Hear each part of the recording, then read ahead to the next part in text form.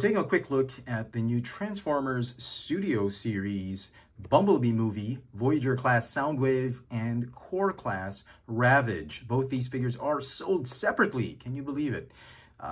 Soundwave does not come with any minion. I was surprised he didn't come with a condor or a bird like a buzzsaw or Laserbeak.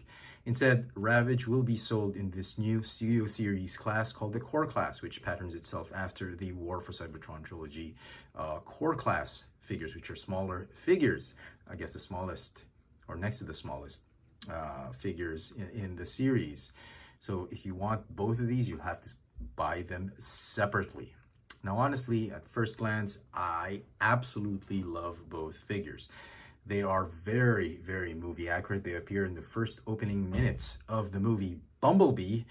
Back on Cybertron, and Autobots were fighting the Decepticons, and Bumblebee fled. And it's so accurate. It's pretty accurate. I mean, for a mass retail product, this is as good as it gets, folks. For Soundwave, I do love the highlighted white parts that they've used. They use this toothpaste white type of plastic. I love it. I love the navy blue color they put on it. Ravage looks amazing, done in gunmetal gray and light gray and some highlights of red and white. If there were going to be a live action Soundwave that was based solely on the G1 continuity, this is how it should have been done in the first place. Kudos to Travis Knight for giving us back a bit of our childhood with this rendition of the Transformers, particularly Soundwave.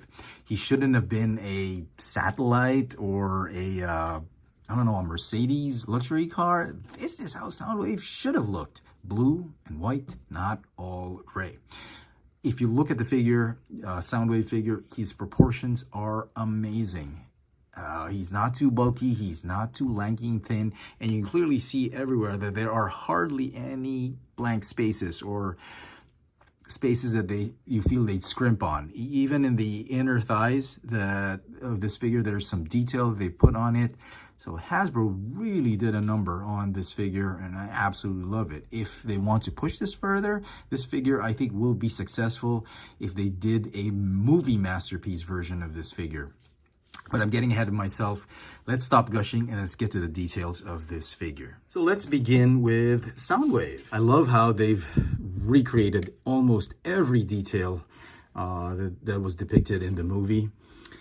Like I said, proportions are great. He's got this sort of G1-esque cannon. You can remove this missile. Look at that.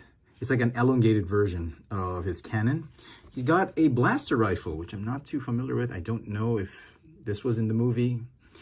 Maybe it was. It looked great. It's been painted in this glossy gunmetal gray. So very cool. I love the fact that his hands aren't too small. You've seen third-party companies do their own version of the Bumblebee movie Soundwave, and the hands are a little bit too small and the forearms are a little bit too big on that figure. But this one, proportion is great. If at all, if I'm going to nitpick, of course I have to nitpick. It wouldn't be a chefatron video without some nitpicks. It's his head sculpt. His head sculpt is actually pretty amazing. It's very accurate. Lots of details. That faceplate, forehead, look at the side of the helmet, visor. Visor a little too wonky for me. Should have been a little bit thinner, but it's fine. If at all, as like I said, if I'm going to nitpick, I just feel that his neck is a little bit too thick. It feels like he's put on some pounds on Cybertron, probably living a sedentary lifestyle out there. So I wish there was a way they could have created an illusion that he had a thinner neck. That's me just nitpicking on this figure. You get to see a lot of detail here, very G1-esque chest. And if you push this button, it does reveal a compartment where a Ravage can transform and fit in there as a cube or as a box. So I thought that was pretty great. One thing they missed out on is there is no way for him to open himself up. There's no way to click on that button using the left hand. I've tried so many times. There's no way. He can't reach it. He probably just, it's probably mentally triggered, and then it opens up, something like that. So yeah, if something gets stuck inside, you can pop the back open because of transformation as well. The plastic does not feel cheap. I was surprised. I thought, given that the white looks a little too pasty, I thought it would be cheap. It's not. It actually feels pretty premium. Very thick, very solid looking figure. It is a very, very well designed, well manufactured Soundwave. In terms of articulation, the neck is on a ball joint. You get a shoulder joint right here. It goes in and out. You're forward and backward. If you lift these flaps, because of transformation, there is a way to move the shoulders to rock the arms forward and backward without really moving this swivel. Okay, there's a bicep swivel. There's double jointed elbows. The wrists, unfortunately, do not swivel. It's a flaw in the design, so because they need to do that to keep that steady for transformation. The hips do the splits amazingly well. If you lift the front skirt, you go forward and backward. Thigh swivel. And then double jointed knees. I love the fact that there's kneecaps. Cover up that knee when you articulate those legs. And I guess the ankles, they're on rocker tilts. You do hinge forward and up and down, I should say. Up and down hinges and the rocker tilt. Let's talk about Ravage for the time being. Amazingly, this piece right here, which should belong to Soundwave, does not come with Soundwave. It actually comes with Ravage. So you can connect it right here, and he's carrying this really awkward missile. I don't know why they did that. Maybe budget constraints, maybe it would blow the budget if they added this bit of plastic onto this figure, so they had to put it with Ravage, so you have no choice but to buy Ravage. Look at the detail of this figure. Absolutely gorgeous. Fits in the palm of your hand.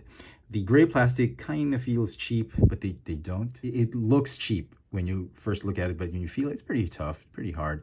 He's got these rockets or laser rockets or whatever, just like G1, a little bit thinner this time. He's got his tail, he's got his spine right there, and he's got this one. I don't know if this is a radar turret or a sensor array or some more rockets.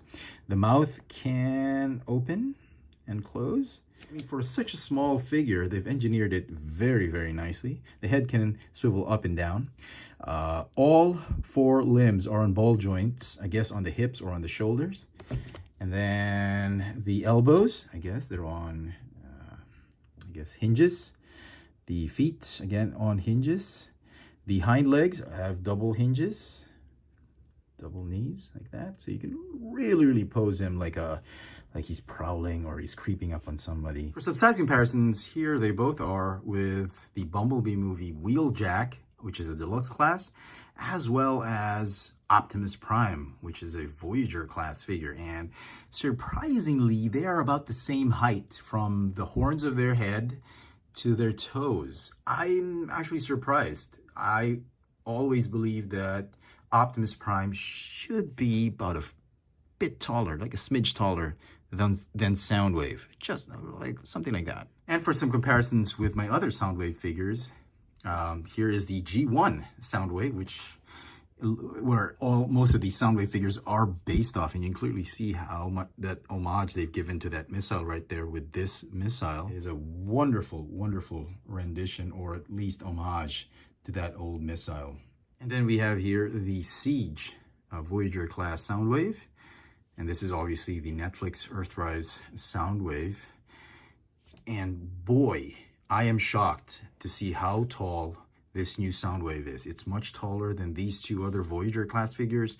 I'm happy that Hasbro is sort of, they've stopped shrinking their figures to a certain extent. I don't know if it's just their way of keeping things in scale, but I'm glad he's much taller than these two. Now down below, we will see the G1 Ravage. And then over here, we have the Siege Ravage. So transformation, let's begin with Ravage. I have him in this position because it's a marker that I'm using. These are the final positions of the legs that you're trying to get, I think, all four limbs into. So first thing you want to do is you want to remove the accessories, put them on back later, except for this one. This one, I guess, can stay with Soundwave. Okay, so this is the final position and position you want for the hind legs. So rotate the hind legs all the way around like 180 degrees, the hips, I suppose. Then fold up the feet like that. We'll get to that in a little while. And then the front legs, you want to fold it up like this, 90 degrees. And then you want to fold it down like this and like that, okay? Then fold the head down. The forelimbs, or the front legs, are going to tab in to those pegs right there. Very small pegs, very small holes. Okay, I'm going to stay right there. This entire hip assembly is going to swivel right there. This entire hip assembly, go ahead and swivel it down. Peg it all the way through right there. And then these rear, I guess, rear legs or rear paws are going to tab onto, there's a hole right there on the body, and they're going to tab onto there. It's a little tedious to do, but you'll get there. Okay, so that's the final position for the hind legs. And then for the front legs, you're going to want to tab them in like this, and then like this. The weapon, the accessory that was on top of his back, you can put it right in there. Tail just squeezes in like this. These rocket lasers, I should say, they'll fit nicely right here. All right, just tidy up the way the legs are folded. Just make sure they're in this position. And if you do it properly, even with the guns, Ravage should fit nicely in the chest cavity of Soundwave. Come on. Fits perfectly. On the downside, he can only fit one. So if we did have Laserbeak, no way to store both of them inside his chest. So pop him out, and then pop this back out, and then you can flip him out. If you want some comparisons, here is Earthrise or Netflix Ravage. I guess he becomes a data cube or something. I don't know, a place to store data, or just a way to store himself and, you know, piggyback or ride with Soundwave. And now for Soundwave's transformation. You can keep Ravage in, but for today's purposes, we will get rid of it. We don't want it damaged or anything like that. It is incredibly involved for such a simple transformation. Okay, so first thing you want to do, obviously, you want to get rid of these accessories. Okay, fold that there. We'll use those later in alt mode. Then you want to fold the shoulders up like that. Rotate the biceps downward like that. Go ahead and open up and fold, open up the forearms and fold in the fists like that.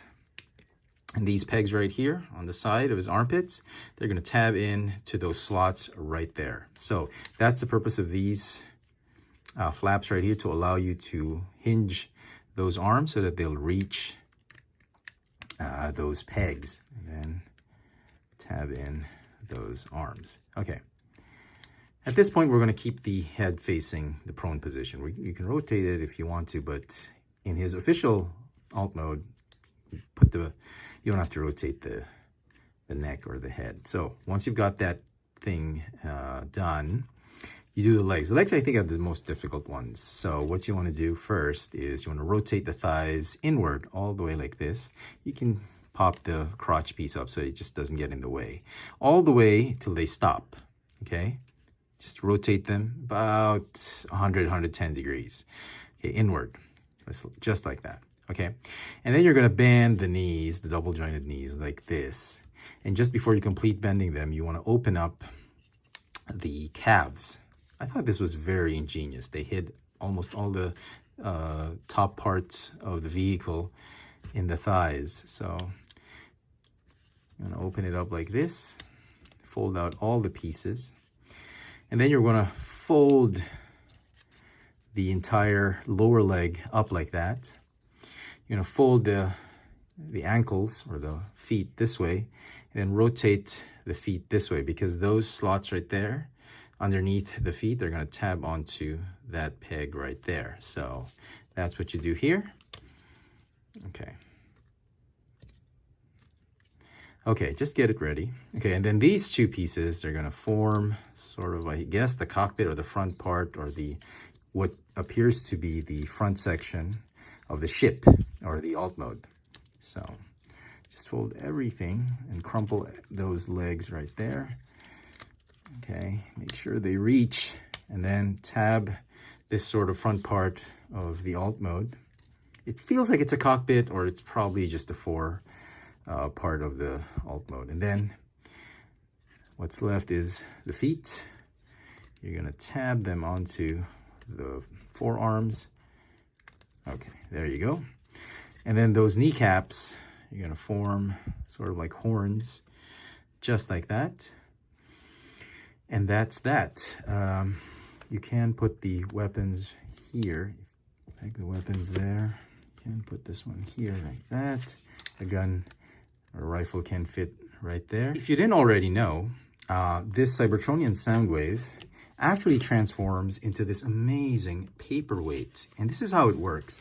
If you have some like tissue or some loose sheets, you just put him on top right there, and that's it. The figure will secure all your sheets of paper, and we can test it out.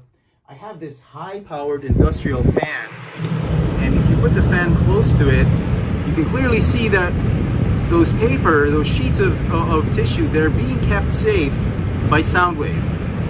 That's amazing. I thought that was a very, very clever touch. And what's interesting about this paperweight is you can also flip it around and it'll still act as a paperweight. The paper sheets are not gonna flip. I'm just kidding. Okay, now kidding aside, I get it. I get what they were trying to do. They were trying to make a Cybertronian version of the cassette tape recorder. So obviously it's not paperweight. It kind of works, you know. He could be like a communications array. These buttons right here. He could be like a Decepticon version of Teletran 1 or something that he would communicate to all the Decepticons in the field, and this is how he would do it. In the base with Megatron, he would transform into this and communicate, and he was head of communications, and I get it. I get that's what they're trying to do. And for a lot of fans who grew up with G1, it kind of works. And for those younger generation of fans, it feels like it's a ship. Oh, I forgot to do one thing. You gotta rotate this. Rotate this like that. Okay, that makes more sense. So it feels like it's, I guess, a communications barge on Cybertron. Like, at some angles, it kind of feels like the Wind Raider. If you watched He-Man, that huge ship that flew with those teeny tiny wings, it could pass as that, like, so yeah, I totally get what the designers were trying to do, that they were trying to make something like this functional as perhaps a barge or a ship, like, or a hover, like a hover ship, like a skiff speeder, like that. And at the same time, you get that homage of a Cybertronian cassette tape recorder. So I thought that was pretty great. And, you know, I said a lot of trash about, I talked trash about this alt mode. But at the end of it, I think it's a great homage to the G1 Soundwave. And so some final thoughts on this Transformers Bumblebee movie, Soundwave and Ravage. I think they're both amazing figures. I think they're well engineered, well designed, well sculpted, and I think they are fantastic attempts by Hasbro and Takara to really give us a very accurate rendition of these two characters as they appeared in the first few minutes of the movie Bumblebee. All in all, if you are a big fan of these characters, especially in G1, and you love them on the screen as how Travis Knight depicted them, you have got to pick these figures up. For mass retail figures, they are amazingly accurate, amazingly well detailed, and I cannot stop gushing about them. They're both great in their robot modes, and I cannot recommend these figures enough. Soundwave's a 10, Ravage is a 9, so both of them together, 9.5. I think they're great. Let me know in the comment section what you think of both these figures. 3 guesses as to what my next review will be. Hit that notification bell so you never miss out on any of my latest video reviews. And if it's your first time here, please subscribe. Thanks for watching.